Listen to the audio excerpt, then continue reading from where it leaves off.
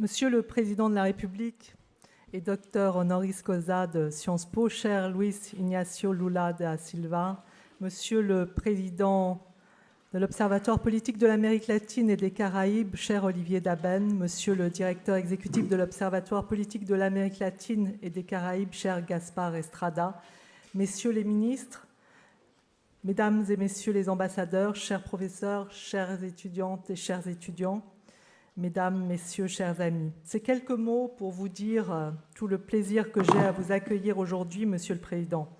Je vous remercie très chaleureusement d'avoir consacré quelques instants de votre visite à Paris pour vous adresser à nos étudiants et à nos invités pour dialoguer avec nous autour de votre pays, le Brésil, et de sa place dans le monde de demain. La joie qui est la mienne de vous accueillir aujourd'hui à Sciences Po, dans cet amphithéâtre bondé, qui porte le nom de notre fondateur, Émile Boutmy, est d'autant plus grande qu'il y a 10 ans, vous étiez la 16e personnalité à recevoir le titre de docteur honoris causa et le premier à venir de la région latino-américaine. Là comme ailleurs, vous êtes donc un pionnier. Dans quelques instants, le professeur Olivier Daben va revenir sur cet événement qui est entré dans l'histoire de Sciences Po, qui est votre maison. Mon message est finalement très simple, que le Brésil soit le bienvenu à Sciences Po.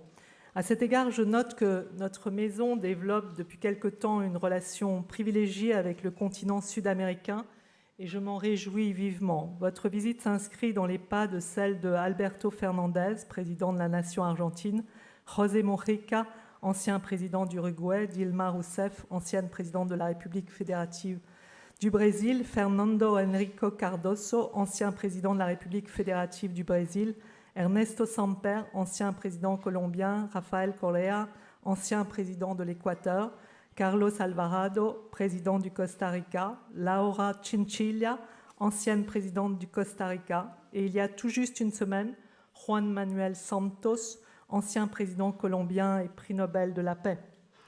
Monsieur le Président, je profite de l'occasion qui m'est offerte pour saluer tout particulièrement certains de vos compatriotes, étudiantes et étudiants brésiliens à Sciences Po, puis tous ceux qui ont fait le déplacement depuis notre campus de Poitiers, dont le cursus est orienté vers l'Amérique latine et qui sont présents avec nous aujourd'hui. Ce sont près de 132 étudiants brésiliens qui suivent actuellement une formation à Sciences Po. Chaque année, nous avons aussi la chance de recevoir entre 70 et 80 étudiants brésiliens pour un semestre d'échange à Sciences Po. Ces échanges étudiants sont possibles grâce aux relations étroites que nous entretenons avec nos 17 universités partenaires au Brésil, situées à Sao Paulo, à Rio, à Campinas, à Recife, à El Salvador, à Brasilia et encore à Curitiba. Durant votre présidence, le Brésil s'est imposé comme un acteur fondamental de la scène internationale. Et alors que le monde a profondément évolué depuis 2011, nous souhaitons à Sciences Po, Monsieur le Président, que votre grand pays retrouve son rang majeur. Nous souhaitons pouvoir continuer à échanger aussi intensément avec votre pays et ainsi participer à rendre vivantes les relations bilatérales entre nos deux nations basées sur des valeurs communes, telles que l'importance de l'éducation en tant que levier d'émancipation, l'égalité des chances ou encore la lutte contre les inégalités sous toutes ses formes. Je ne serai pas plus longue, encore 1000 merci, Monsieur le Président, d'être venu parmi nous aujourd'hui. Merci à l'OPALC et aux équipes de Sciences Po qui se sont mobilisées avec enthousiasme pour contribuer au succès de cet événement. Je laisse à présent la parole au professeur Olivier Daben. Merci encore pour votre présence lumineuse avec nous cet après-midi.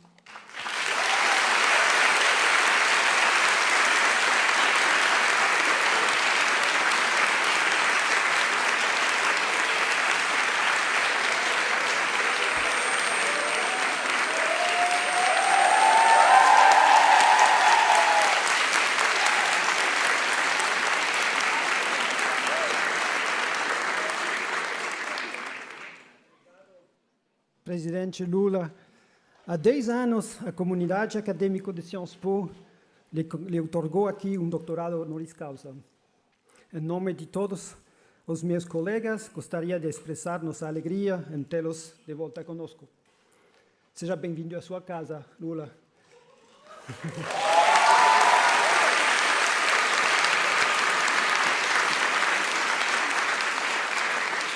Já se passaram 10 anos e quantas mudanças em uma década.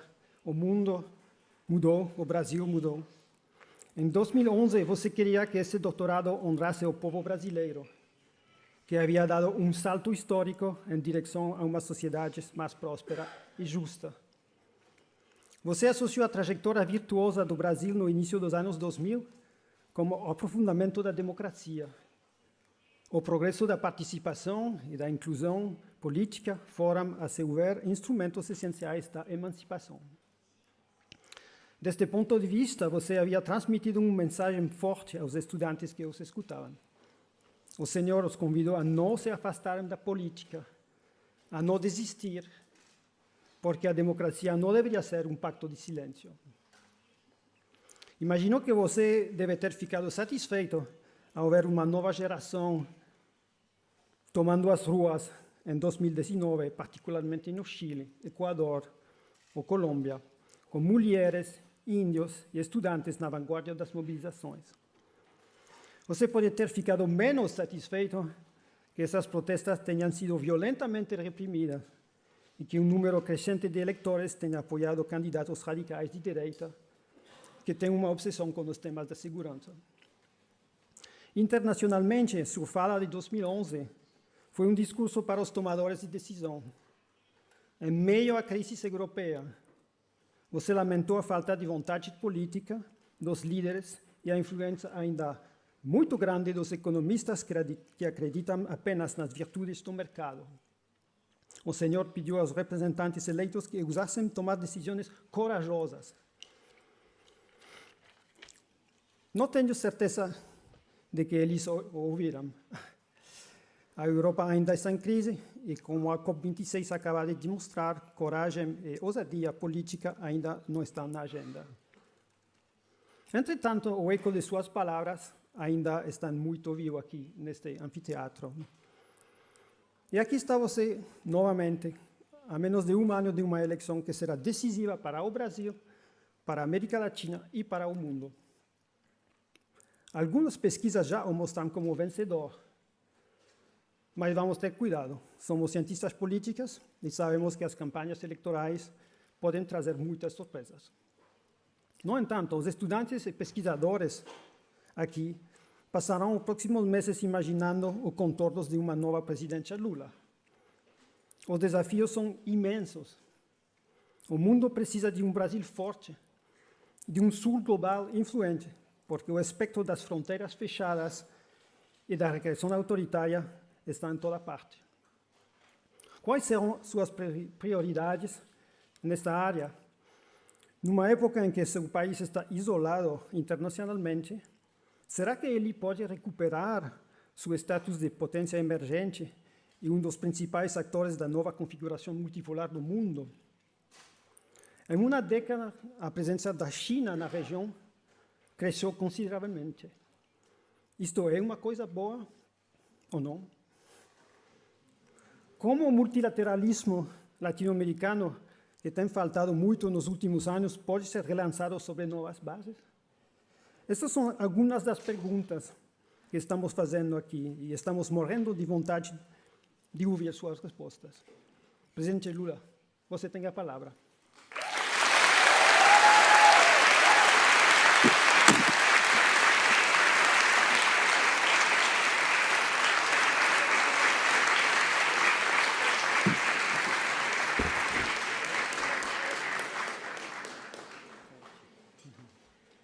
Deixa ele dar um abraço.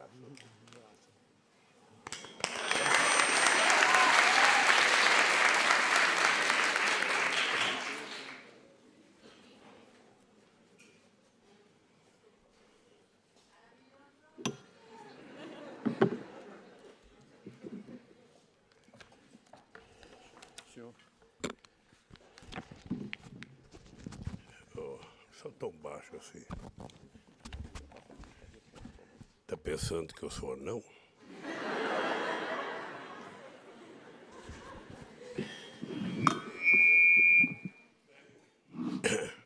Queridos professores e professoras, queridos funcionários e funcionárias, queridos estudantes companheiras e companheiros que vieram comigo nessa viagem, aqui representado pela Janja, que é minha companheira, pelo Celso Amorim, que foi ministro das Relações Exteriores no meu governo, e ministro da Defesa no governo da Dilma Rousseff, e ministro também no governo Itamar Franco, e o nosso querido companheiro Luiz Mercadante, companheiro fundador do PT, companheiro senador, deputado federal, dirigente do PT, ministro da Ciência e Tecnologia da Dilma, ministro da Educação e ministro-chefe da Casa Civil. Portanto, é o cara que mais foi ministro em todos os governos. Eu, primeiro, companheiro Gaspar, eu estou muito feliz e agraciado de voltar neste plenário. Eu aqui pude viver um dos melhores momentos da minha vida. Quando eu fui agraciado com o título de doutor honoris causa e ser o primeiro latino-americano a receber um título, era algo que eu tinha consciência que o título não era para mim. Eu, na verdade, não tinha feito jus àquele título, e quem tinha feito jus àquele título foi a abnegação, a dedicação e a crença do povo brasileiro, que acreditou nele mesmo e ajudou com que a gente fizesse um governo com uma forte inclusão social.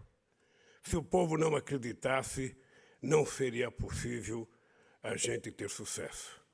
O povo não só acreditou, como o povo permitiu, Gaspar, que nós fizéssemos 74 conferências nacionais, conferências que eram convocadas nos municípios, depois eram convocadas nos estados, depois eram convocadas a nível de governo federal, participando quase 6 milhões de pessoas para definir todas as políticas públicas que nós colocamos em prática no Brasil. Ou seja, era uma demonstração muito simples de que quando o governo não sabe, e ele não é obrigado a saber, ele tem que ter coragem e humildade de consultar quem sabe. E o povo sempre sabe o que quer e sempre sabe o que é bom para ele. Foi por isso que quando nós começávamos a discutir nas primeiras reuniões do meu governo, quando a gente ia falar de educação, ia falar de cota, ia falar de fazer mais universidade, fazer mais campos, ou seja, quando a gente ia discutir, sempre aparecia alguém para dizer: não tem dinheiro, a gente não pode gastar. Ou seja, e essa ideia de que você não pode gastar, muitas vezes ela é induzida para que você guarde o dinheiro para pagar para o sistema financeiro, quando, na verdade, a gente podia gastar, era só ter vontade de fazer uma coisa mais produtiva para o país. Então, eu lembro que nós proibimos, numa reunião de governo, utilizar a palavra gasto quando se tratava de discutir educação. A gente passou a dizer que investir em educação era efetivamente o melhor investimento que um país pode fazer, porque não existe exemplo na humanidade, nenhum exemplo de que algum povo se tornou desenvolvido, algum país foi desenvolvido sem que antes se investisse na educação. E, lamentavelmente, é com muita tristeza que eu digo isso em vários lugares que eu vou, de que o Brasil foi o último país a fazer a sua independência na América do Sul. O Brasil foi o último país a abolir a escravidão. E, pasmem, o Brasil foi o último país a ter uma universidade. Eu não falo isso com orgulho, eu falo com uma certa vergonha, eu falo até de forma deprimido, porque a América Latina foi descoberta em 1492. Em 1554, o Peru já tinha sua primeira universidade. 1554. e o Brasil só foi ter a sua primeira universidade em 1920. E foi ter a sua primeira universidade porque o rei da Bélgica precisava visitar o Brasil, e naquele tempo, eu não sei se agora ainda é assim, o rei, quando visita um país, ele tem como eu diria, obrigação de receber um título de doutor honoris causa. Então, no Brasil, juntou um monte de faculdade que nós tínhamos de vários lugares e se criou a Universidade Brasil para dar o título ao rei. Quem sabe, se não fosse o rei, a gente ainda não teria sequer a quantidade de universidade que nós temos, porque parece coisas esquisitas, mas a verdade é que não se preocuparam com a educação do Brasil até há pouco tempo atrás. Nós tínhamos um ministro, com uma figura importante, com quem eu tive boa relação, que ele dizia que quem ia resolver o problema da educação era o mercado, que o Estado não ia resolver. Pois bem, é por isso que nós chegamos no PT e, em apenas 12 anos, a gente passou a ser o partido que mais fez universidade na história do Brasil. Nós fizemos 18 universidades novas, 178 campos, além de termos feito, em apenas 13 anos, 5 vezes mais escolas técnicas do que a elite brasileira fez em 400 anos. Numa demonstração que o problema não é de dinheiro, o problema é de decisão política, se você vai fazer ou não vai fazer. Agora mesmo nós estamos com um problema que vocês devem acompanhar pela internet, a dívida de jovens estudantes brasileiros que tomaram dinheiro emprestado pelo FIES e que não podem pagar. E isso me parece que é um incômodo para o governo. Ora, qual é o incômodo para o governo anistiar a dívida de jovens que não conseguiram pagar a universidade? Se nós todo ano fazíamos refis para anistiar os empresários que não pagavam os seus impostos e a gente os perdoava quase todo ano. O Congresso Nacional apresentava uma proposta de refis. E você fazia o refis, os empresários se cadastravam, não pagavam outra vez e no ano seguinte ia atrás de outro refis. Ora, um governo que sabe fazer tanto perdão para os empresários, por que não pode fazer uma vez na vida perdão para os estudantes que tomaram dinheiro emprestado para estudar? Pois bem, isso mudou um pouco a cara do Brasil, que lamentavelmente, a história nos pregou um outro, o destino nos pregou uma outra surpresa, porque eu nunca imaginei que depois da Constituição de 88, depois do fim do regime militar, a gente fosse eleger uma figura como Bolsonaro, presidente da República do nosso querido Brasil. Jamais imaginei que a gente fosse eleger alguém tão negacionista, alguém que não acredita nas coisas, alguém que não quer aprender as coisas, alguém que diz que não entende de política social, que não entende de educação, que não entende de saúde, alguém que tenta vender remédio, que não presta para a cloroquina, para a pandemia, e ele efetivamente se coloca dessa forma, me parece que prazerosamente. E o país está sendo destruído. O país precisa ser reconstruído e vocês se preparem, porque vocês não vão ficar em Paris muito tempo. Logo, logo vocês vão se formar.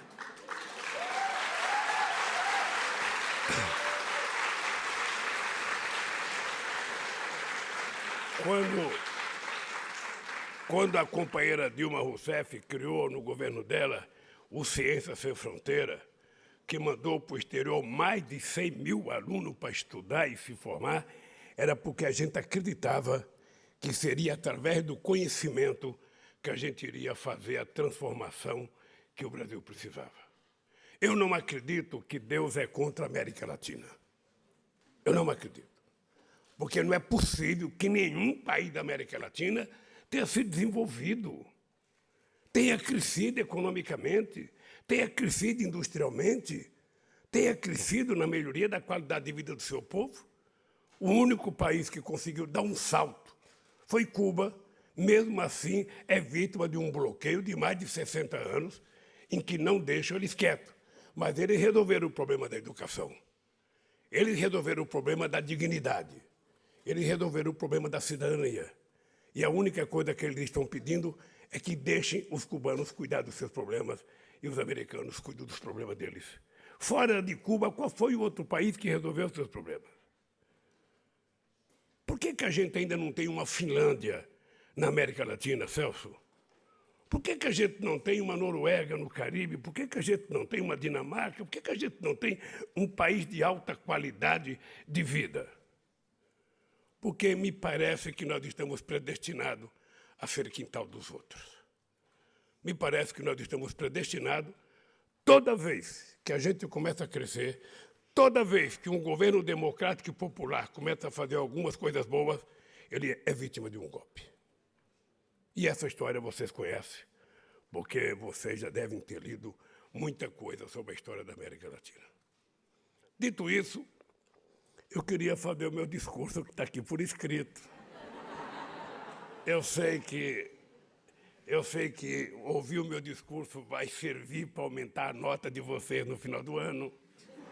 E eu sei que vocês vão ficar sentadinhos aí e eu vou poder falar com muita tranquilidade, porque eu não quero brigar com o intérprete. Eu não posso correr tanto que ele não consiga me acompanhar e não posso ser tão devagar que ele corra mais do que eu.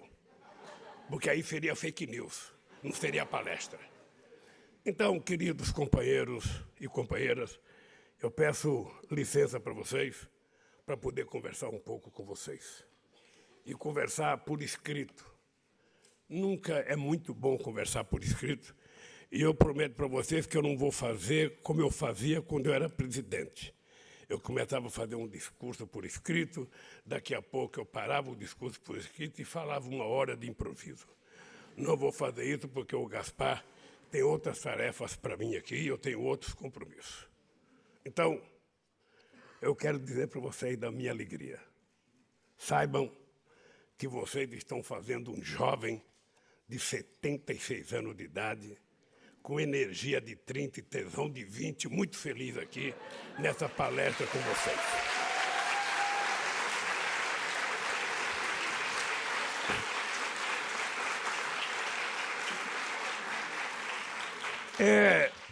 É um privilégio voltar a esse anfiteatro histórico, onde estive exatamente há 10 anos para receber do título de doutor honoris causa da CIESPO. Eu nem sabia falar CIESPO. Era tão chique. Era tão chique que me disseram que muita gente no Brasil ficou com inveja. Por que o Lula recebeu o CIESPO? E para a pessoa não morrer de inveja, eu disse que era o povo que estava ganhando. Então, estamos quites aqui. E eu tenho hoje a oportunidade de renovar os agradecimentos e compartilhar impressões sobre as mudanças que ocorreram desde então no Brasil, na América Latina e no mundo. Quero, primeiramente, agradecer por este honroso convite, querido presidente da Fundação Nacional de Ciências Políticas, Lourenço Beltrán, e o presidente do Observatório Político da América Latina e Caribe, Oliveira, e o seu diretor executivo, nosso querido companheiro Gaspar.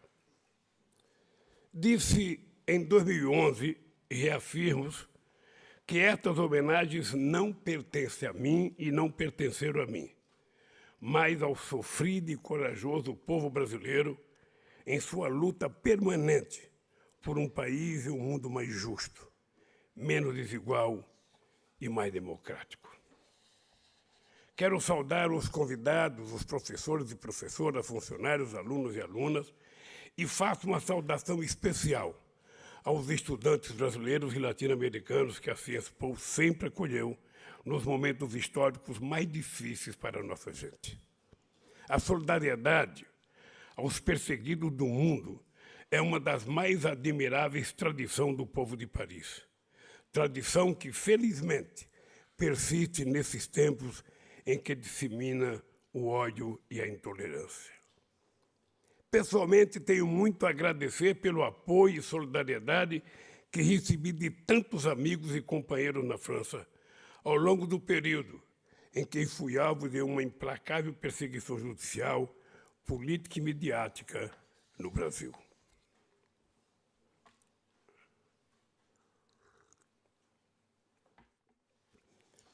Agradeço especialmente aos companheiros e companheiras que participaram do Comitê Lula Livre na França, ao apoio que recebi de companheiros como François Hollande, Mélenchon e da nossa querida prefeita Anne Hidalgo, que me honrou com a nomeação como cidadão de honra de Paris. Foram gestos generosos que romperam o muro do silêncio sobre a nossa resistência no Brasil.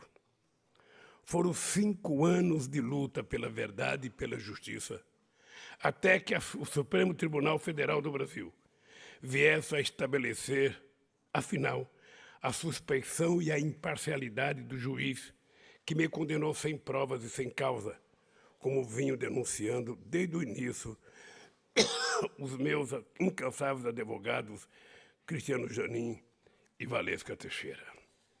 Sempre compreendi que, ao condenar, prender ilegalmente e tentar proscrever minha pessoa, o que se pretendia era aniquilar o projeto de um país mais justo, soberano, comprometido com a sustentabilidade ambiental e democraticamente integrado ao mundo, que os governos do Partido dos Trabalhadores representaram e continuam representando no Brasil. Nossa vitória na dura batalha para restabelecer minha inocência e meus direitos políticos insere-se na luta mais ampla do povo brasileiro e dos que defendem a liberdade e a democracia em todo o mundo. Se vencemos, foi porque nunca estive só. Os 580 dias e noites em que estive preso foram também 580 dias e noites em que, do lado de fora, sob o sol ou a chuva, companheiros e companheiras que eu nem conhecia pessoalmente estavam em permanente e solidária vigília. Quando estive em setembro de 2011, o mundo ainda sofreu os impactos da grande crise do capitalismo de 2008, decorrente da especulação financeira desenfreada e sem controles. O alerta para os efeitos nefastos do aquecimento global já estava na ordem do dia. Debatíamos a necessidade de fortalecer os organismos multilaterais e de atuarmos coordenadamente pela paz contra a desigualdade, a miséria e a fome no mundo. 10 anos depois, os desafios fundamentais da humanidade continuam os mesmos. A urgência de enfrentá-los é que vai se tornando maior. Uma urgência agravada pela pandemia, que segue devastando especialmente as populações dos países mais pobres, além daqueles cujos governos negaram a ciência, ou pior ainda, investiram na morte, como ocorreu no Brasil. É duro, mas é necessário admitir que na última década o mundo regrediu.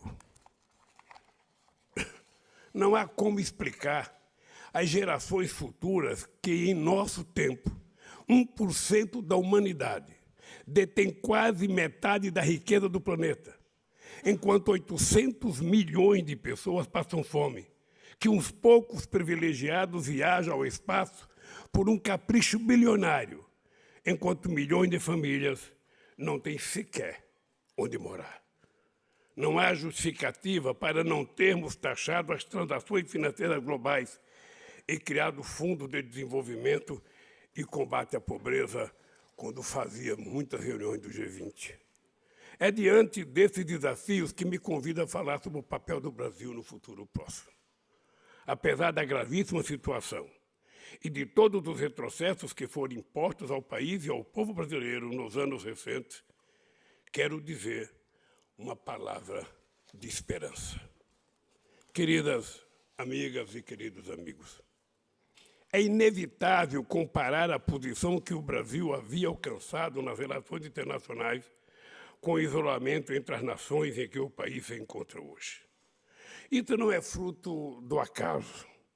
É o resultado de uma disputa pelo poder que extrapolou os limites da Constituição e do respeito à democracia, até culminar no golpe do impeachment sem crime da presidenta Dilma Rousseff em 2016 e tudo o que veio depois. O objetivo indisfarçável do golpe era reverter o projeto de país soberano, voltado para o desenvolvimento econômico, social e ambientalmente sustentável, com a geração de emprego e distribuição de renda para a imensa maioria historicamente excluída. Ampliamos significativamente o investimento público em políticas sociais e de infraestrutura para o crescimento, reduzindo e controlando a inflação e a dívida pública. O Brasil chegou a ser a 6ª economia do mundo. Em 12 anos, criamos 20 milhões de empregos formais, elevando em 74% o salário mínimo. E graças a um conjunto de programas, dos casos mais conhecidos, a Bolsa Família, tiramos da miséria 36 milhões de pessoas. E em 2012, o Brasil finalmente foi reconhecido pela ONU como uma nação fora do mapa da fome. Criamos as 18 universidades, com 188 novos campos, 422 escolas técnicas por todo o país. O Estado criou e passou a garantir o crédito educativo, ampliou a oferta de vagas e reservamos cotas para negros, indígenas e alunos das escolas públicas nas universidades. As matrículas no ensino superior saltaram de 3.500.000 para 8 milhões.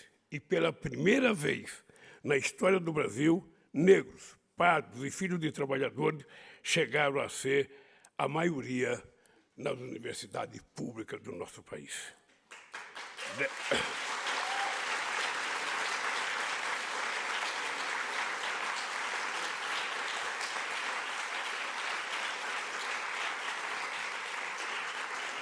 Dessa forma, reduzimos a desigualdade e, ao mesmo tempo, aprofundamos a nossa democracia. Costumo dizer que tudo isso aconteceu porque também, pela primeira vez, colocamos os trabalhadores e os pobres no orçamento da União, provando com isso que os pobres não são um problema, mas sim a solução do país. Era uma ideia simples, que muitos de vocês nunca ouviram falar, mas a gente discutia muito no Brasil. Primeiro, a economia tem que crescer para distribuir, ou a gente tem que distribuir para crescer?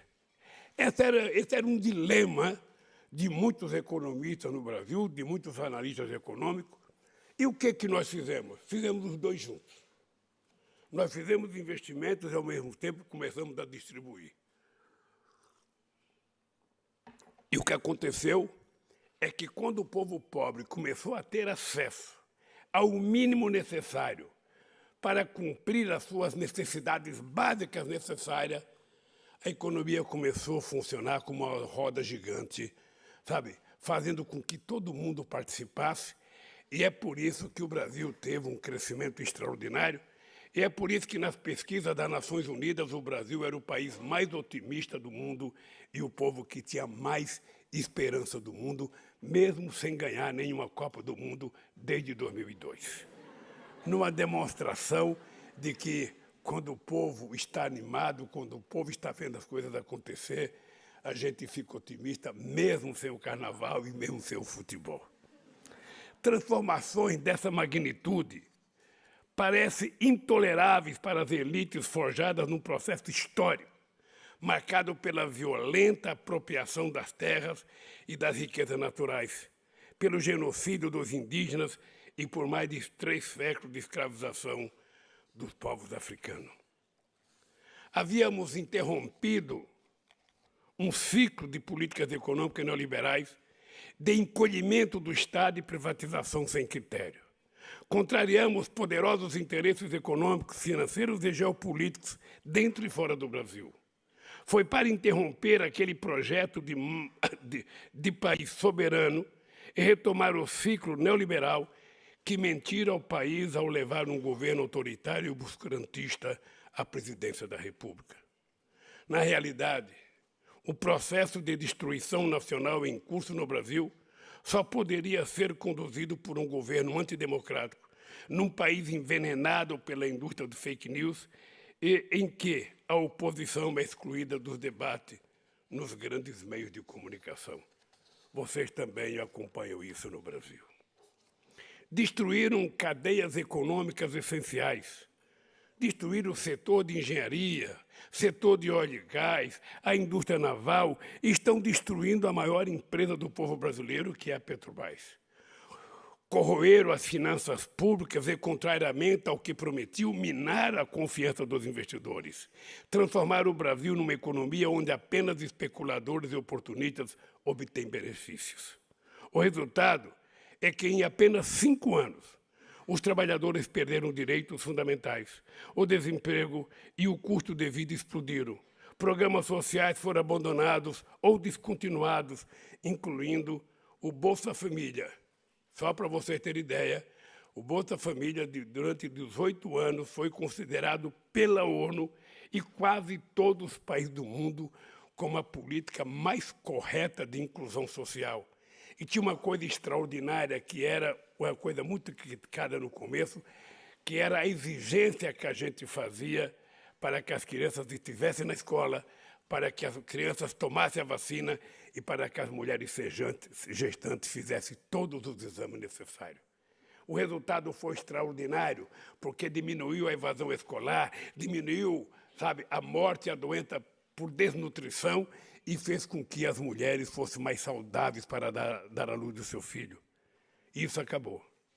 Acabou porque eles entenderam que era um símbolo do governo do PT e era preciso destruir para construir mais uma mentira, que é um tal de Auxílio Brasil, que só tem data para começar e não vai acabar no fim do ano, porque o dinheiro que eles têm para pagar não é do orçamento. É mais uma medida, mais uma PEC no Congresso Nacional para utilizar dinheiro dos precatórios para cumprir, para ver se o governo consegue melhorar um pouco nas pesquisas de opinião pública. O dado concreto, companheiros e companheiras, não sei se vocês têm conversado com os pais de vocês, com a mãe de vocês, com os amigos de vocês. O dado concreto é que eu estou com 76 anos de idade e nunca vi a fome tão espraiada no Brasil como está agora. Se vocês forem ao Rio de Janeiro, a São Paulo, a Pernambuco, a Salvador, a Porto Alegre, em qualquer cidade, vocês vão ver as pessoas se amontoando nos cantos, com vergonha de pedir esmola. Agora as pessoas andam com cartaz dizendo: eu estou com fome, eu preciso comer. Além disso, nós temos 19 milhões de pessoas com fome. Nós temos 116 milhões de pessoas com algum problema de insegurança alimentar. Temos 15 milhões de desempregados, 5 milhões de pessoas desalentadas que já deixaram de procurar emprego e temos mais 33 milhões de pessoas que vivem de bico. O pai de vocês deve lembrar, no tempo que eu era jovem, a gente falava biscate. Você tem emprego? Não, estou fazendo um biscate. Ou seja, o cara estava fazendo um bico, o cara estava fazendo alguma coisa para ganhar um trocadinho. É esse o país da ponte para o futuro. É esse o país do impeachment da Dilma Rousseff. É esse o país de que o PT tinha quebrado o Brasil e era preciso melhorar o país. Está aí o país. Está aí a democracia do país. E vocês devem estar acompanhando. Devem estar acompanhando o que está acontecendo no Brasil e não tem perspectiva de melhorar, a não ser com o povo brasileiro assumindo a responsabilidade de recuperar a democracia do nosso país. E isso só vai acontecer porque não teve impeachment, porque enquanto a Dilma tinha um processo e eles colocaram para votar, o Bolsonaro tem mais de 160 pedidos de impeachment e nenhum foi votado. E por que não foi votado? Porque a Comissão de Orçamento da Câmara criou um orçamento paralelo para distribuir para deputado. Eu não sei se são 20 ou 16 bilhões de reais que é distribuído para os deputados votar naquilo que o presidente quer. E com uma quantia, dessa, ninguém vai votar impeachment contra o presidente da República. Somente quem vai poder dar o impeachment é o povo brasileiro democraticamente dizendo: chega, esse país merece gente melhor.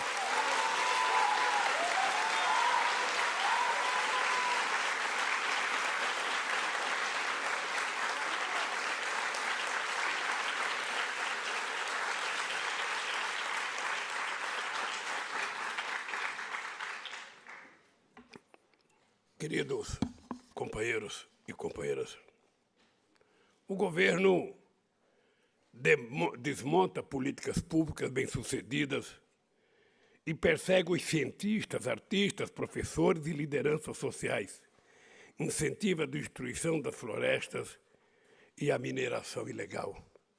Esse governo colocou o Brasil de costa para o mundo, e quem mais sofre com isso é o povo brasileiro. Eu lembro que quando eu cheguei na presidência da República, dia 25 de janeiro de 2003, eu fui a Davos com o ministro Celso Amorim. Era a primeira vez que a gente ia a Davos, porque antes o Brasil não era nem convidado para ir. E eu fui a Davos porque possivelmente eu fosse uma... Sabe aquela coisa rara? Aquela coisa, sei lá, uma coisa que não existe, ou seja, o primeiro operário a ser presidente do Brasil. E eu tinha ido a Porto Alegre fazer a abertura do congresso do primeiro Fórum Social Mundial. E eu fui fazer o discurso da fome. Porque eu aprendi que é importante a gente ser humilde e a gente não prometer demais. Eu cansei de ver posses de presidente em que nos discursos eles prometem fundos imundos e termina sem fazer nada. Vocês estão lembrados que eu fui muito humilde. Eu disse apenas o seguinte: se no final do meu mandato, cada brasileiro ou brasileira estiver tomando café, almoçando e jantando, eu já terei cumprido a missão da minha vida. Com muita humildade, porque eu sabia da dificuldade. Eu sabia como é que é a elite brasileira.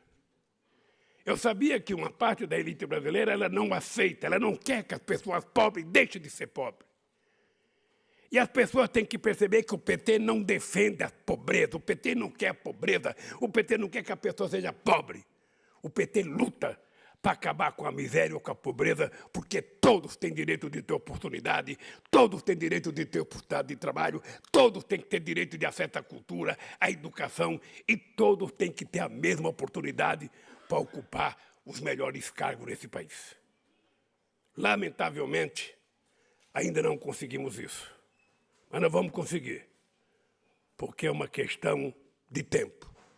E vocês, estudando aqui fora, certamente votarão mais arejados do que saíram do Brasil. E votarão com uma consciência bem tranquila, de ter consciência de que a única luta que a gente perde é aquela que a gente não tem coragem de fazer. E vocês têm que votar para o Brasil sabendo que tem muita gente que não teve a oportunidade de vocês. Não é porque não queria ter, é porque não teve. E vocês vão ter que estender a mão para que essas pessoas possam subir a escada da escala social que todo mundo tem direito no Brasil. Porque todo mundo tem direito de ser cidadão ou cidadã. Todo mundo tem direito de dormir com a barriga cheia. Todo mundo tem que ter direito a tomar um café, um copo de leite quente, um pão com manteiga. É o mínimo. É o mínimo que a gente quer para o nosso país. E isso não tem nada de radical. É só pegar a Constituição brasileira que a gente vai perceber que se você pegar a nossa Constituição, se você pegar a Declaração Universal dos Direitos Humanos e se você pegar a Bíblia, você vai perceber que a comida é um bem elementar e que todo mundo tem que ter.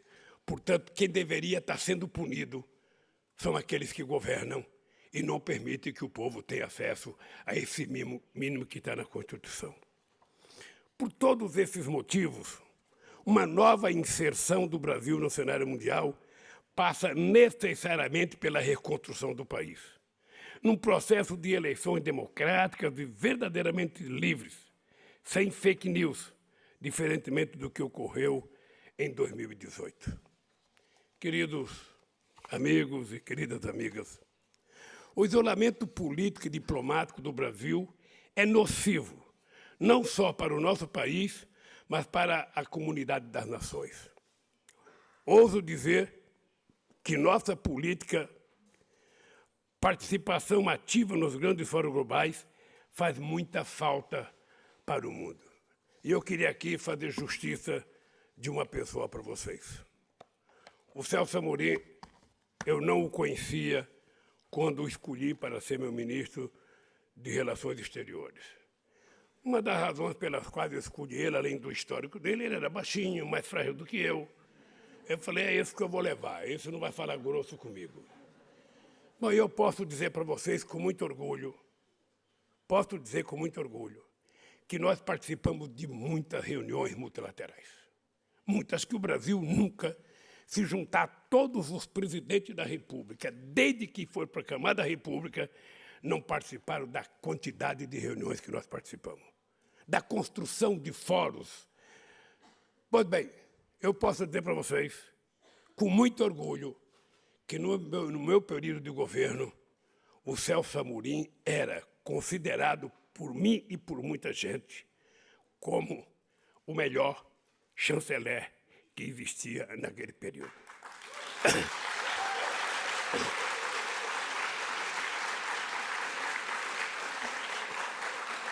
Eu agora posso falar isso porque ele já está aposentado, não vai pedir aumento de salário, porque se a gente fala bem quando está trabalhando, é que nem jogador de futebol, passa o mês inteiro sem marcar nenhum gol. Aí quando marca um gol, vai na direção, quero um dinheirinho. Então, Celso, não peça aumento, você está aposentado. O Brasil é muito mais do que um imenso território. Um grande mercado e uma economia que foi até recentemente um dos maiores destinos do investimento produtivo. Eu tinha orgulho, porque quando eu era presidente, a gente ouvia falar o seguinte, investimento direto no Brasil, 65 bilhões, 70 bilhões. O Brasil ou era o primeiro, ou era o segundo, ou quando estava muito mal, era o terceiro país do mundo a receber investimento. Hoje, ninguém investe. Ninguém investe porque ninguém acredita em mentiras. O dinheiro é covarde, o dinheiro só vai aonde tem possibilidade de ganhar. Ninguém investe porque o cara é militar. Ninguém investe porque o cara é evangélico. Ninguém investe porque o cara é grosso com mulher. Ninguém investe porque o cara não gosta de negro. Ninguém investe porque o cara faz queimada na Amazônia. Ninguém investe porque o cara gosta de ser violento com índios. As pessoas vão investir num país quando um presidente, um governo tem credibilidade e as suas decisões políticas têm previsibilidade. E a gente percebe isso nos olhos. Quando vocês estiverem conversando com uma pessoa e carregue isso para o resto da vida, nunca deixe de olhar para os olhos da pessoa, porque se a pessoa estiver mentindo, vocês vão ver que ele está mentindo. Os olhos são implacáveis para a gente descobrir se as pessoas são verdadeiras ou não. E a gente percebe que um presidente da República, que levanta todo dia às 5 horas da manhã, para contar no mínimo 5 mentiras através de fake news, não vai ganhar credibilidade. Ele precisou mandar um avião da FAB, e na Guiné-Bissau buscar o presidente da República, que é igual ele, para visitar ele. Foi o primeiro que ele recebeu, o cara da Guiné-Bissau. O segundo, eu não sei se foi da Hungria, outro dia recebeu da Colômbia, ou seja, porque ninguém, efetivamente, o Brasil que era a menina dos olhos, sabe, de tanta gente que queria investir aqui, sabe, esse país se transformou, sabe, numa coisa feia, numa coisa, sabe, que as pessoas não acreditam, aonde um presidente é capaz de ir em Glasgow, participar, sabe, da COP26, e ninguém cumprimenta ele. E quando cumprimenta por cortesia. Sabe o que é cumprimento por cortesia? Aquele que você não olha na cara. É assim. Ou seja, é uma vergonha. É uma vergonha. Não, foi no G20. Foi no G20, desculpa. O Brasil que era tratado no G20 como se o Brasil fosse a melhor coisa do mundo. Eu, sinceramente, tenho orgulho, porque a nossa política externa era uma política que a gente acreditava. Eu disse para o Celso, quando a gente foi em Davos, que a gente tinha que mudar a correlação de força política, sobretudo na área comercial. A gente mudou tanto que o Brasil ganhou a Organização Mundial do Comércio, a gente mudou tanto que o Brasil conquistou as Olimpíadas, a gente conquistou tanto que a gente conseguiu, inclusive, eleger o diretor-geral da FAO. Sabe? Além da Copa do Mundo, que nós não fizemos esforço porque era um continente, era um rodízio. Era bom que não tivesse acontecido no Brasil de tanto ódio que aquela Copa do Mundo gerou, de tanta discórdia e tanta briga. E o mais feio, que o Brasil tomou um chocolate de 7-1 da Alemanha, coisa que não precisava tanta vergonha. Se tivesse jogando eu e o Celso, a gente pelo menos teria empatado aquele jogo. Queridos companheiros, o Brasil são 213 milhões de seres humanos das mais diversas origens, com capacidade de trabalhar, aprender, ensinar e sonhar. Um país defensor do diálogo, com tradição de convivência pacífica, respeito e autodeterminação dos povos. Temos muito a contribuir em temas como o combate à pobreza e à fome, o diálogo político, a construção da paz, o equilíbrio geopolítico do mundo, a democratização das relações financeiras e comerciais entre os países e no enfrentamento das emergências climáticas. Temos muito a contribuir para a segurança alimentar do planeta, a economia global, a cultura, a ciência e a tecnologia. Na medida em que o povo brasileiro volta a decidir sobre os rumos do país, estou certo de que atuaremos fortemente em todas as iniciativas para superar a indecente desigualdade entre os países e garantir a segurança ambiental do planeta. Essa é a nossa vocação e foi nossa prática quando governamos esse país. Recordo que chegamos à Conferência do Clima em Copenhague ainda em 2009, apresentando a meta voluntária de reduzir as emissões de CO2 em até 39% em 2020, compromisso que foi transformado em lei pelo Congresso Nacional. Aquela atitude nos autorizou a chamar à mesa os grandes países, lançando ali as sementes do que viria a ser o Acordo do Clima em Paris. Nossa credibilidade era lastreada na redução da taxa de desmatamento em 75%, o menor nível alcançado até então. Nosso governo foi responsável por 74% das unidades de conservação florestal e ambiental criadas no mundo naquele período. Apresentei esses dados aqui na Ciexpo em 2011. E, apesar de todos os retrocessos, são eles que representam, de fato, o compromisso do povo brasileiro com o planeta que vivemos. Temos plena consciência da necessidade de preservar a Amazônia, por uma razão muito simples e não muito difundida. É nela que vive mais de 25 milhões de brasileiros e brasileiras, incluindo povos indígenas, populações ribeirinhas, pescadores e extrativistas. A ninguém interessa mais preservar a floresta saudável de pé do que quem dela tira o seu sustento em necessário equilíbrio. Portanto, nós saberemos cuidar da Amazônia e saberemos dizer ao mundo: a Amazônia é nossa. Os benefícios que ela puder produzir para o planeta será coletivizado e será compartilhado com todos aqueles que amam o planeta.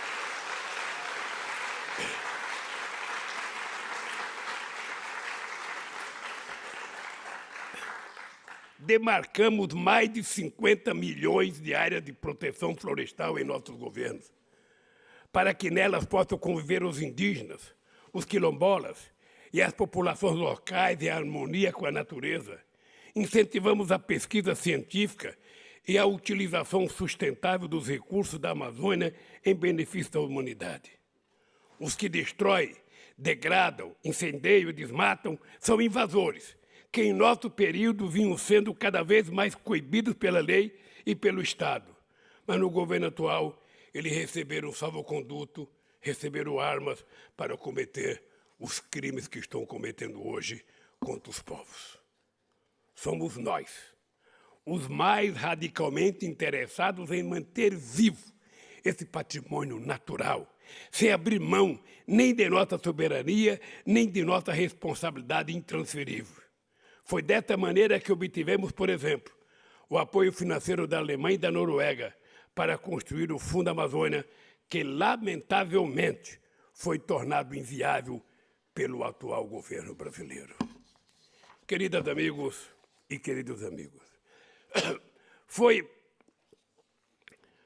para nós, foi para nos abrirmos ao mundo de maneira soberana e solidária que nos empenhamos na integração latino-americana a partir da América do Sul. Vocês se lembram, porque ouviram falar, às vezes muito mal até, de determinados setores da elite brasileira. Nós, todo mundo queria, da extrema-direita, implantar a ALCA no Brasil. Durante a campanha de 2002, eu disse que a gente não ia aceitar a ALCA, que a ALCA só interessava aos Estados Unidos e que a gente não ia, sabe?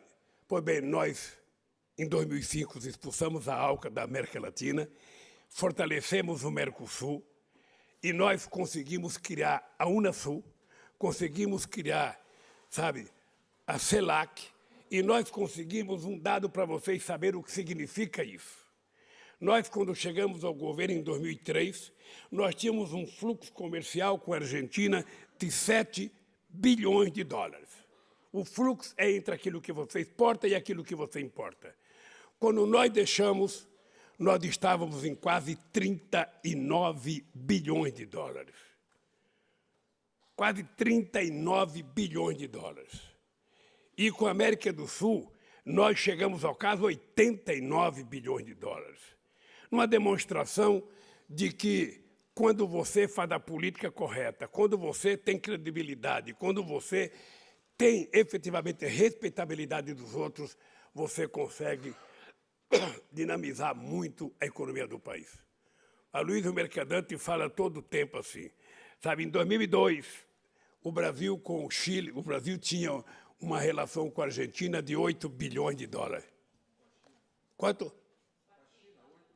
8 bilhões de dólares com a China, o Brasil tinha em 2008.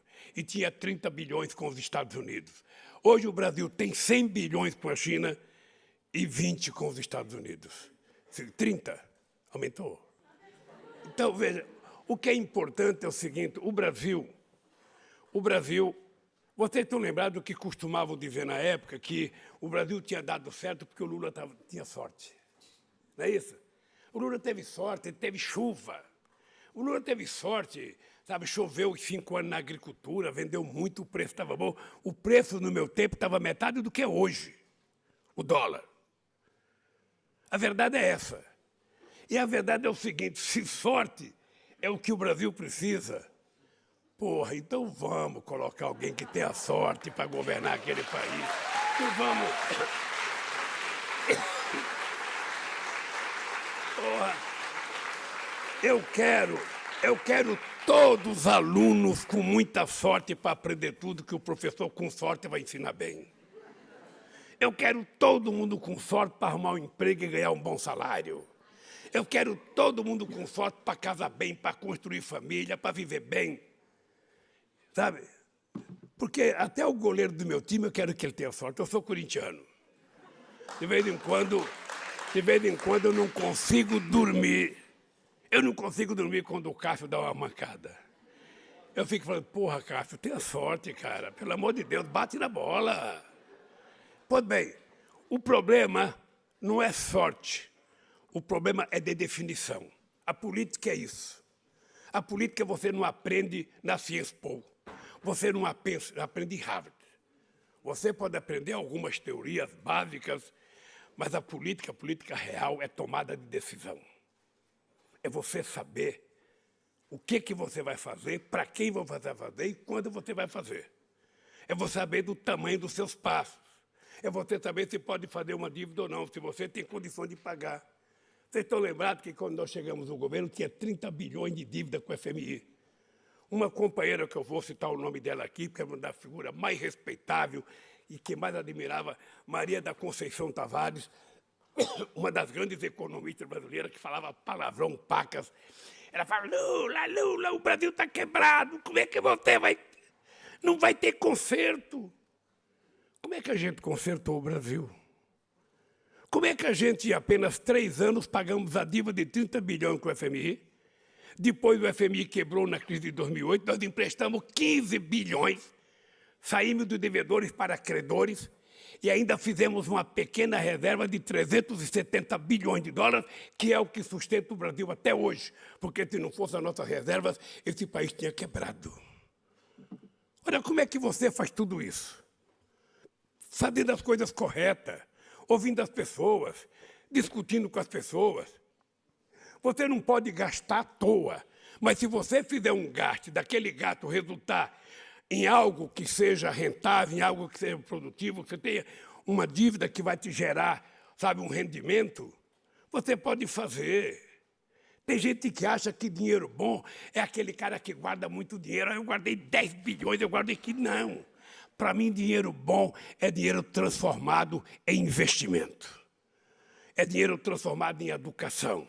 É dinheiro transformado em obras. É dinheiro transformado em estrada, ferrovia, ponte. É dinheiro transformado em laboratórios, em universidade, em investimento em ciência e tecnologia.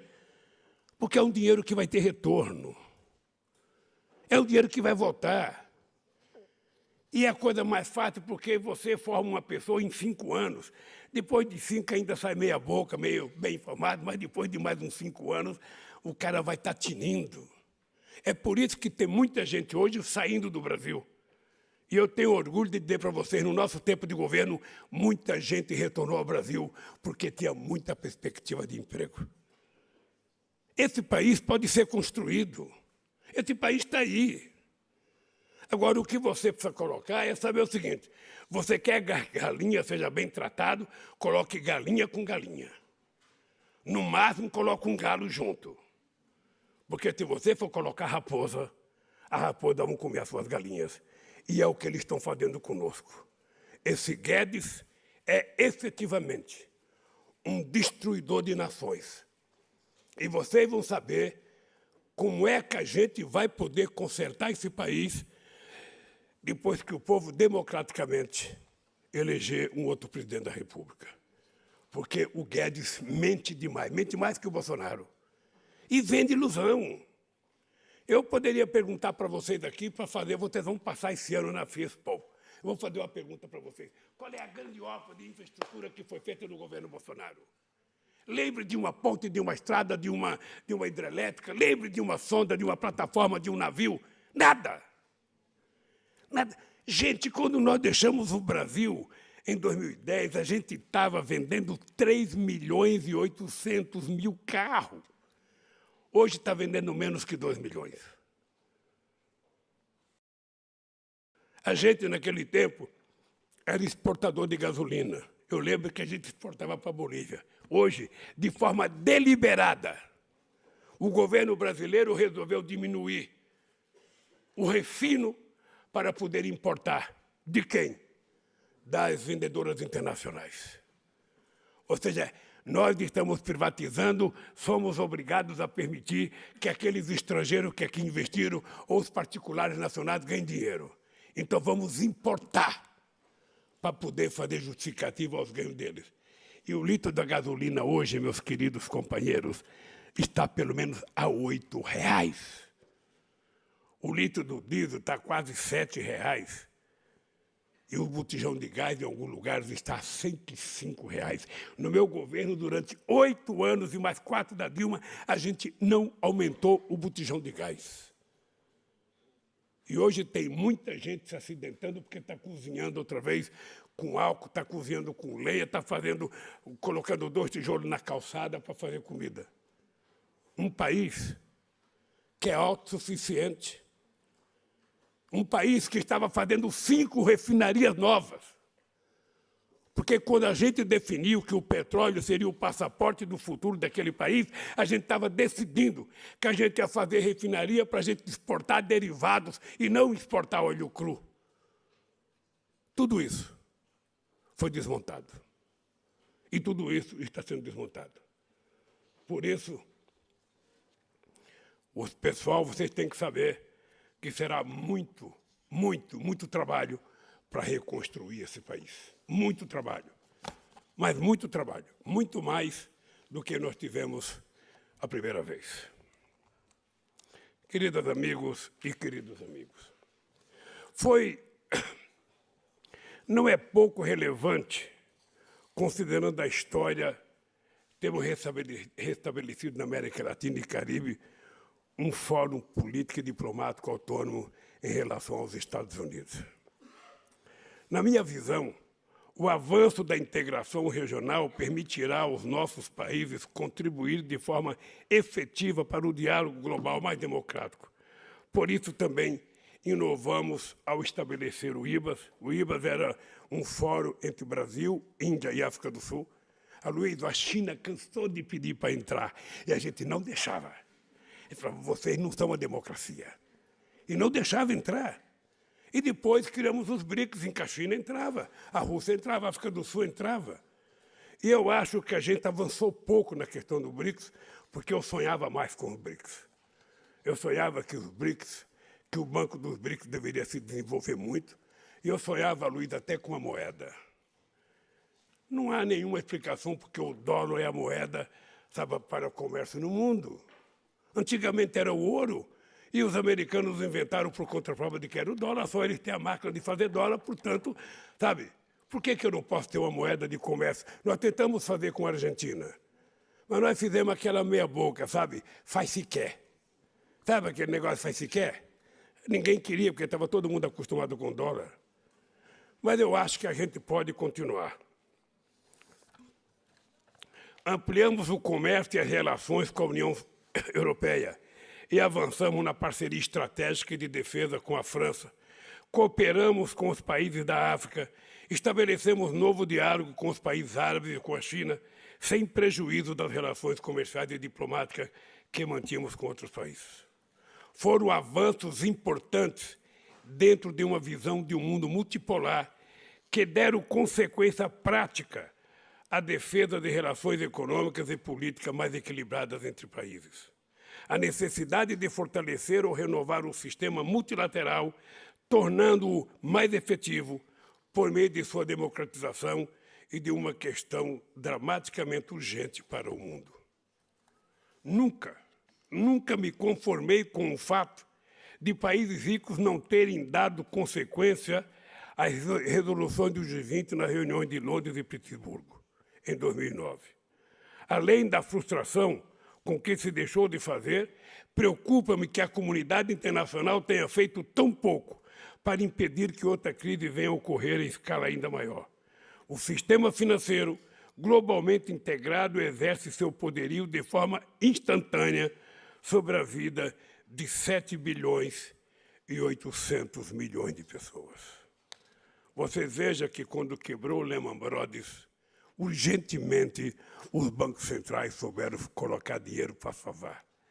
Mas quando 10 milhões de pessoas perderam a sua casa nos Estados Unidos, levou anos para que aquelas casas fossem devolvidas aos seus donos.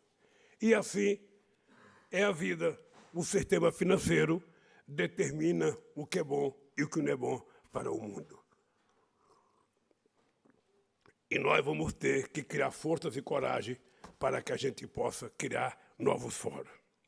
Será que temos de esperar a próxima crise para voltar a falar sobre a necessidade de uma governança global democrática? Até quando a ganância dos ricos, o isolacionismo dos governos e o individualismo vão prevalecer sobre os interesses do planeta e da humanidade? Estamos falando da responsabilidade dos Estados nacionais e da recuperação do papel da política em seu mais elevado sentido para enfrentarmos juntos e coordenadamente o desafio da desigualdade. O atraso, a pobreza, a fome não são mandamentos divinos, são o resultado do que fazemos ou deixamos de fazer neste mundo. A experiência me mostrou que para enfrentar a desigualdade num país é central o papel do Estado para cobrar e distribuir, para planejar e executar políticas públicas abrangentes, para garantir os direitos dos mais fracos. Estas funções O Estado exerce quando é governado democraticamente, convivendo com a energia de uma sociedade livre, partidos, movimentos, imprensa, universidades e indivíduos. A desigualdade entre os povos e os países tampouco nasceu com a humanidade. É resultado de processos históricos que privilegiaram alguns em detrimento a muitos, em um círculo vicioso até chegarmos ao ponto que nos encontramos. É certo que não temos respostas prontas para essas questões, mas é mais certo ainda que elas só vão se agravar se ficarmos inertes e tudo continuar como está. Temos de buscar esses caminhos no diálogo democrático, sincero e com o sentido de justiça para o qual o Brasil terá muito a contribuir, tão logo voltar a ser um país soberano. Amigas e amigos, o mundo ainda vive a grande crise causada pela pandemia, como ocorreu depois de outras grandes crises. É necessário reconstruir as instituições internacionais sob novas bases. Não podemos continuar governados pelo sistema criado pela Segunda Guerra Mundial. É urgente convocar uma conferência mundial com representação de todos os estados e participação da sociedade civil para definir uma nova governança global, justa e representativa, sem que ninguém tenha o direito de veto. Porque não é possível. Hoje, a ONU não tem nenhum poder. Quando ela foi criada, ela teve força para criar o Estado de Israel. Ela não tem coragem de criar o Estado palestino e nem de garantir a demarcação das áreas que é destinada ao povo palestino. Então é preciso mudar.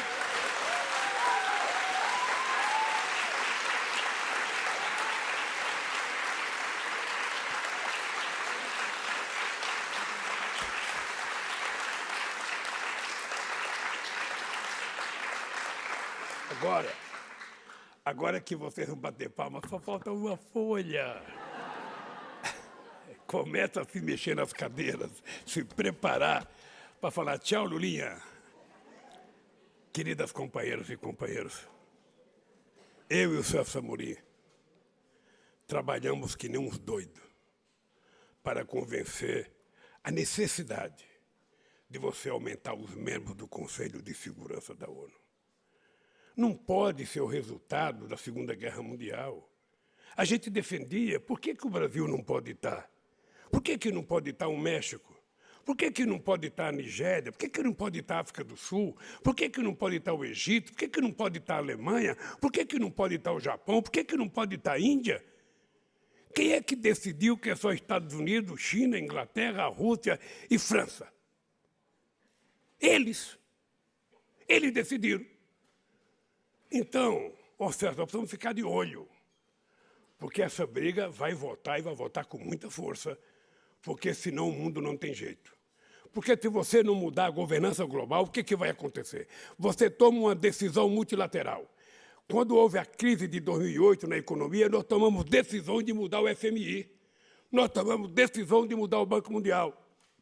Acontece que os Estados nacionais, o Congresso Nacional não cumpre. Os Estados Unidos fala de meio ambiente, fala de meio ambiente, mas até hoje não assinou o protocolo de Quioto. Em Copenhague, quando nós fomos lá, os Estados Unidos faziam pressão para a Europa tirar a assinatura do protocolo de Quioto e queriam jogar toda a culpa em cima da China. Aí nós falamos, peraí, a China está poluindo, mas quem tem uma dívida com o passado, uma dívida histórica com a poluição? Há quantos anos a Inglaterra se industrializou? Há quantos anos os americanos se industrializaram? Há quantos anos você polui? Vai querer jogar as costas, a dívida em cima da China? Não. Vocês têm que pagar o atrasado. Aí acabou a reunião, né, Celso? Não teve acordo, mas nós saímos satisfeitos, porque pelo menos dissemos a verdade.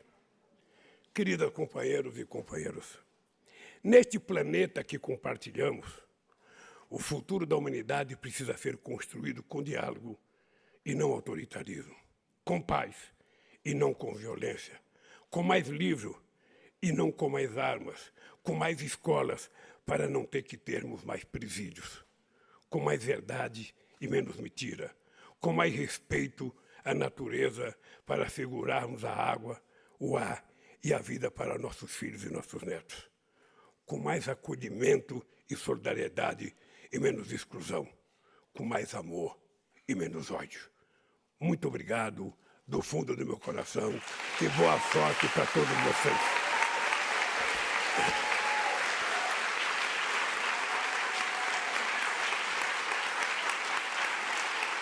Você pegou a foto?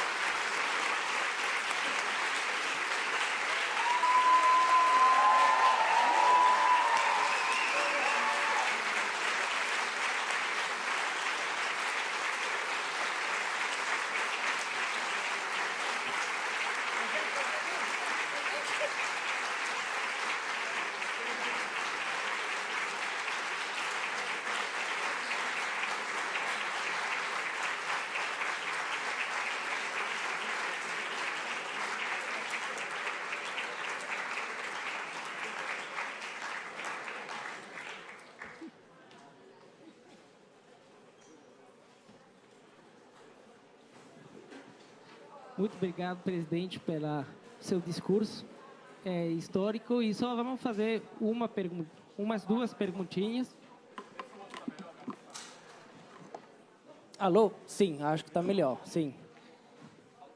Sim, presidente, apenas agradecê-lo pelo seu discurso. E só vamos fazer umas duas perguntas para acrescentar o que o senhor falou. A primeira tem a ver com o assunto da governança global e do multilateralismo. Você falou isso, da necessidade de reformar o sistema das Nações Unidas.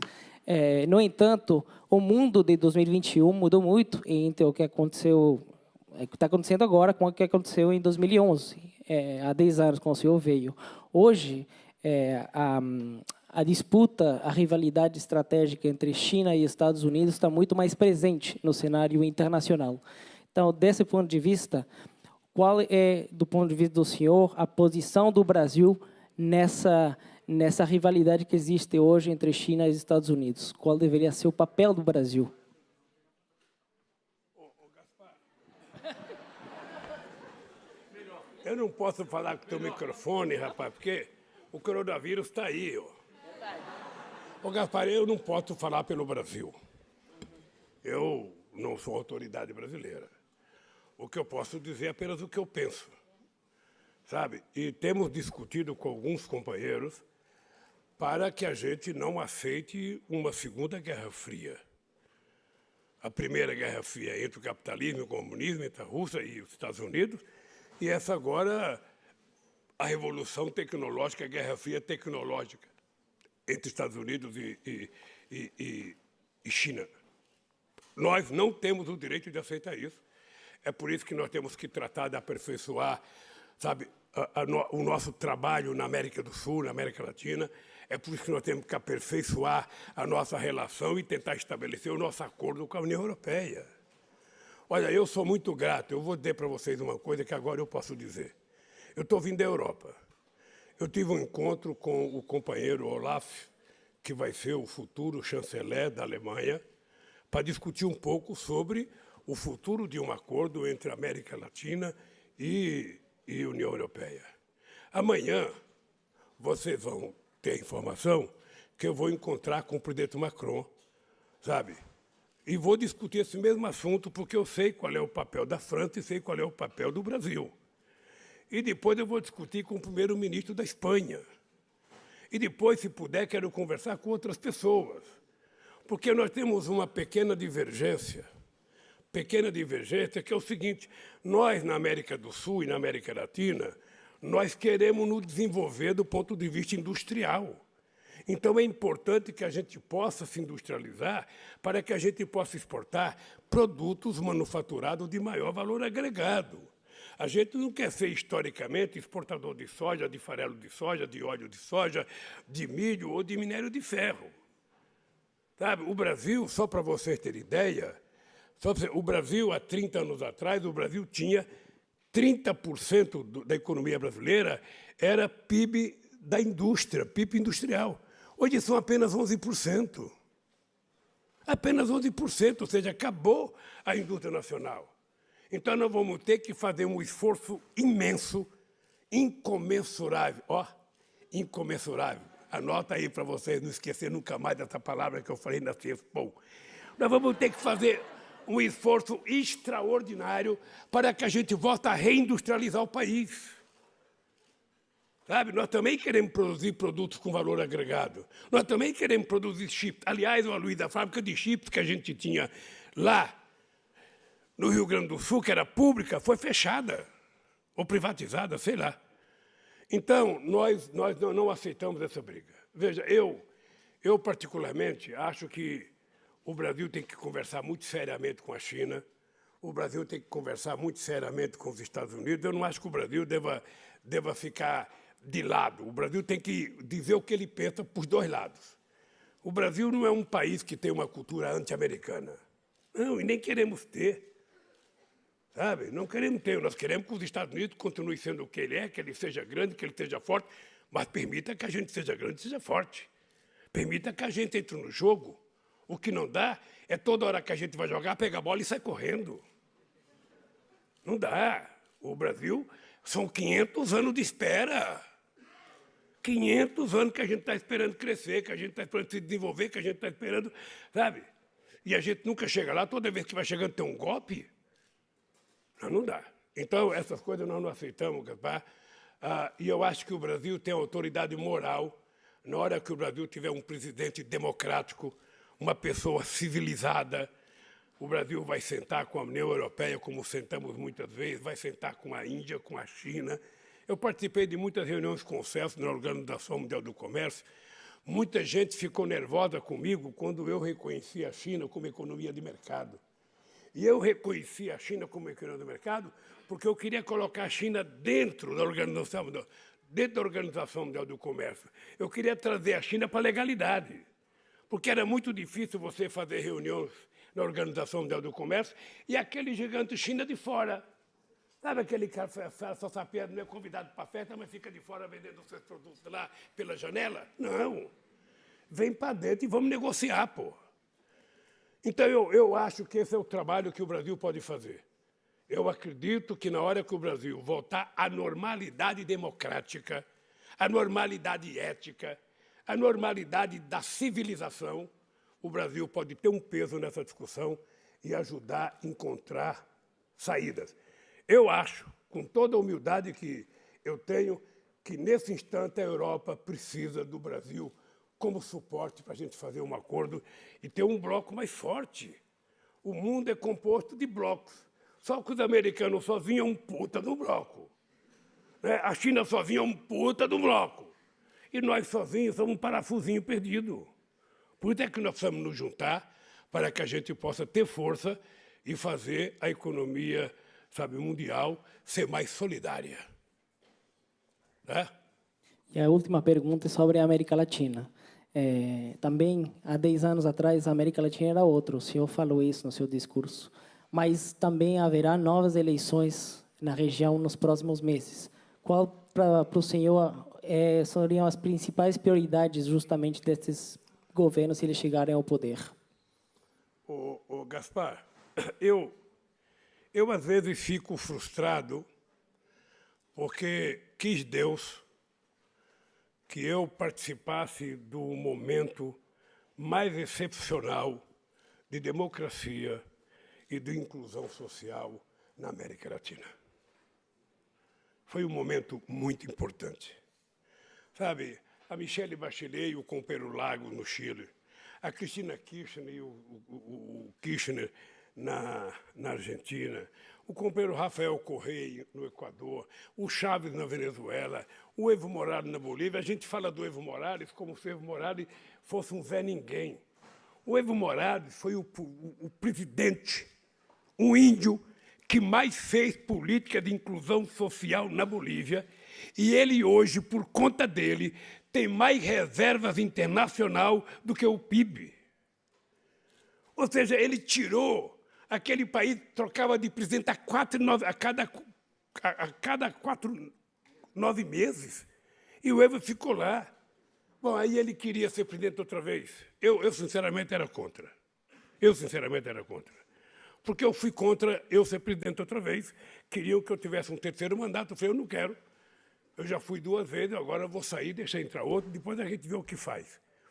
Mas é engraçado, porque no presidencialismo você não pode ter o 4º mandato, você não pode ter o 3º. Mas no parlamentarismo você pode ter 50. Angela Merkel acaba de fazer 16. O Mitterrand fez 15. O Tony Blair ficou 12. A Margaret Thatcher ficou 16. O Helmut Kohl ficou 16. E na democracia, no presidencialismo, não. Sabe, vamos sair rápido, vamos sair rápido. A nossa relação com o Peru era muito boa. O Peru tem um problema fantástico. Não sei se aqui tem alguém do Peru. O Peru tem um problema fantástico, que é o seguinte. Durante todo o governo do Toledo e todo o governo do Alan Garcia, a economia peruana crescia 7% por ano. 7%, mas não havia 0% de melhoria da qualidade de vida do povo. Não sei por que não se hacía política social. Gostou do meu espanhol? Se hacía política social. Percebe que eu estou ficando... Então, eu sinceramente, eu acho que eu vivi, não sei se o Celso, que tem mais experiência do que eu viveu, mas eu vivi um momento excepcional. As pessoas falam muito do Chaves. O Chaves era uma das pessoas mais extraordinárias que eu conheci. O Celso pode dizer, como diplomata, às vezes a gente não concordava com ele, às vezes a gente tinha que ligar para o Bush, Bush, tem que levar em conta, Bush, fica quieto, porra, não briga tanto. Ele e o Uribe brigavam demais, mas era uma pessoa humana extraordinária. Se vocês encontrassem com Chaves e tivessem meia hora de conversa com Chaves, você ficava encantado. Aqui dentro, eu não vou dizer quem é, mas daqui dentro tem uma pessoa que é encantada com Chaves. Chegou até a ser embaixador do Chaves. Comprei o Max, que está aqui, eu conheci o Max na Venezuela, trabalhando com Chaves. Sabe, ele agora está aqui na França, né? Comendo queijo. Na Venezuela só tomava rum, porque o rum da Venezuela é bom. Pense num rum de qualidade. Mas então é isso. A gente tinha o Uribe, que era um cidadão de direita, ele tinha uma relação muito boa conosco. Muito boa, muito civilizada, muito respeitosa. E o Brasil tinha relação com a Guiana, com a Nicarágua, com Cuba, com Costa Rica. Ou seja, a gente visitou todos os países mais que uma vez. Nós visitamos quase 30 países africanos. Nós criamos uma universidade aberta em Moçambique. Nós fizemos uma fábrica de antirretrovirais em Moçambique para produzir remédio para AIDS em toda a África, que eu acho que já fechou, né, Celso? Nós levamos a Embrapa para a Gana, porque a gente imaginava que a savana africana tinha a mesma capacidade produtiva do cerrado brasileiro e a gente queria que a África se desenvolvesse. Tudo isso acabou. E tudo isso pode voltar. Tudo isso pode voltar se o povo quiser. Obrigado, presidente. Obrigado. Gente, olha, eu quero pedir desculpas a vocês, porque eu não falei primeiro.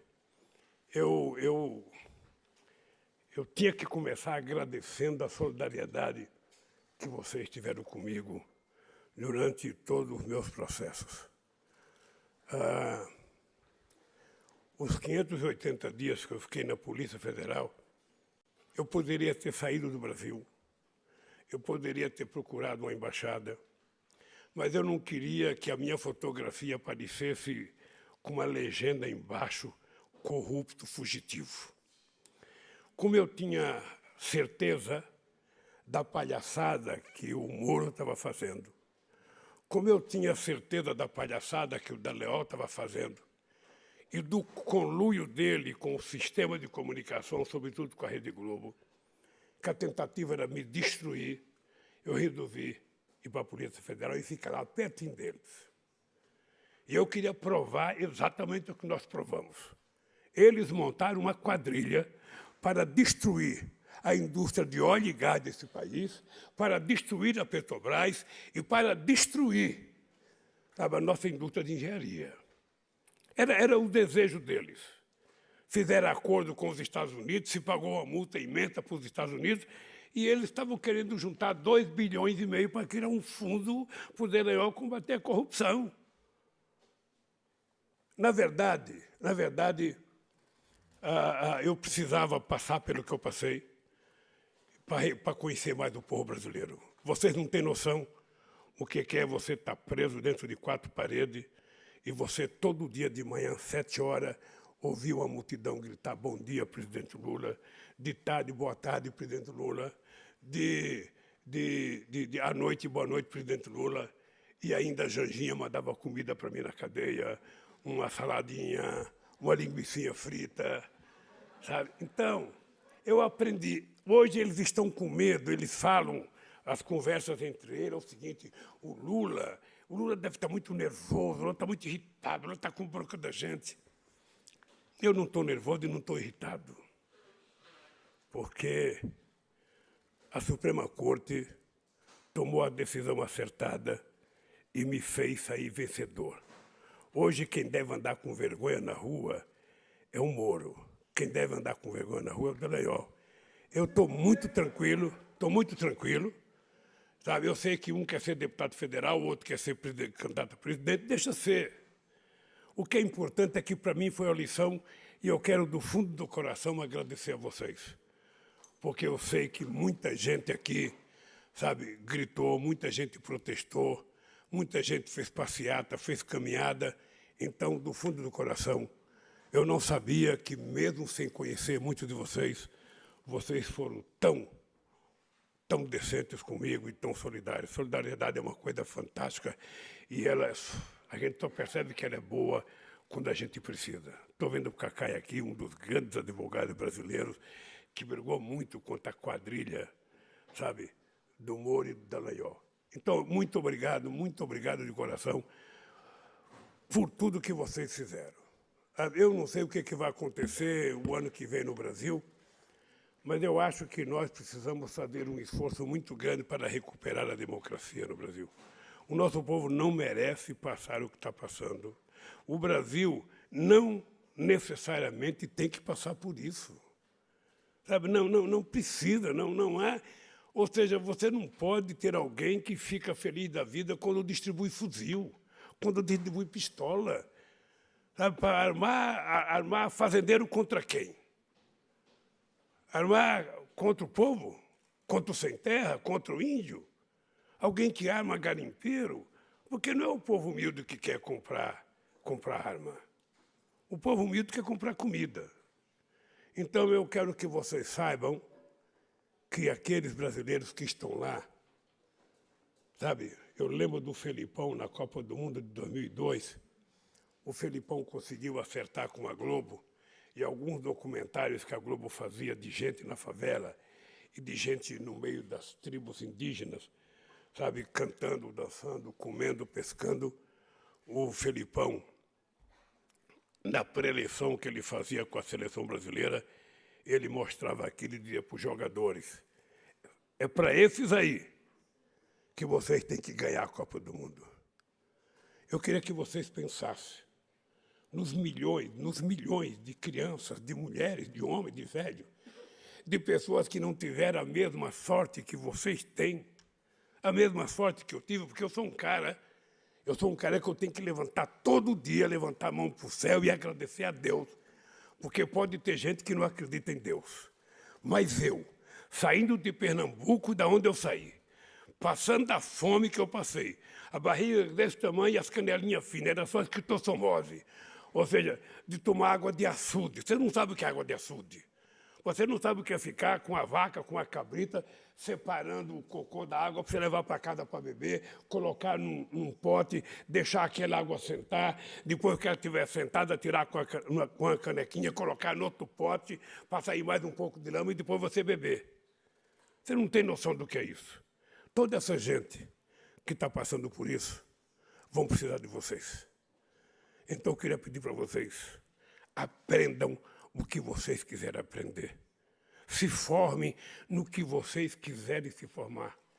A única coisa que é importante na vida é vocês serem generosos com aqueles que não tiveram a chance que vocês tiveram. O Brasil precisa disso.